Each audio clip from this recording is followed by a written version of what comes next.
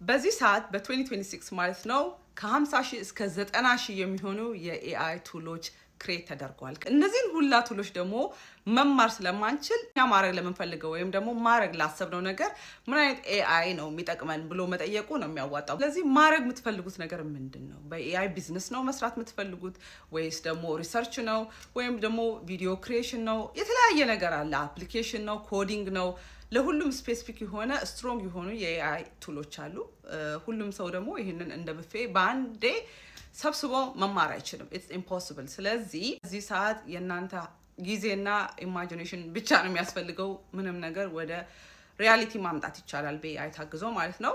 ከዚህ በተረፈ ግን ሁሉም የኤአይ ቱሎች በተለይ እነዚህ ፌመስ የሚታወቁት እነ ቻትጂፒቲ፣ ጀሚናይ፣ ክላውድ ኤአይ የመሳሰሉት ኮመን የሆነ ነገር አላቸው።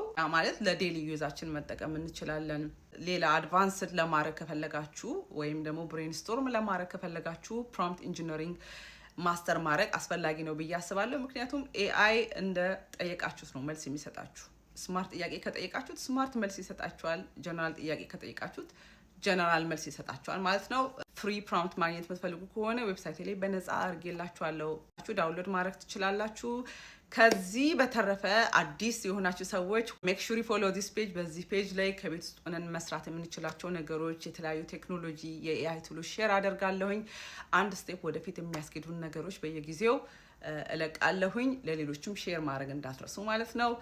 እስቲ ዛሬ ጥያቄያችሁ ምንድን ነው? ስለ ኤአይ ያላችሁ ጥያቄ ካለ ኮመንት አድርጉልኝ ወይ ዲኤም አድርጉልኝ፣ መልስላችኋለሁ። በተረፈ በሌላ ቪዲዮ እስክንገናኝ ድረስ መልካም ውሎ፣ መልካም አዳር በያላችሁበት። ቻው።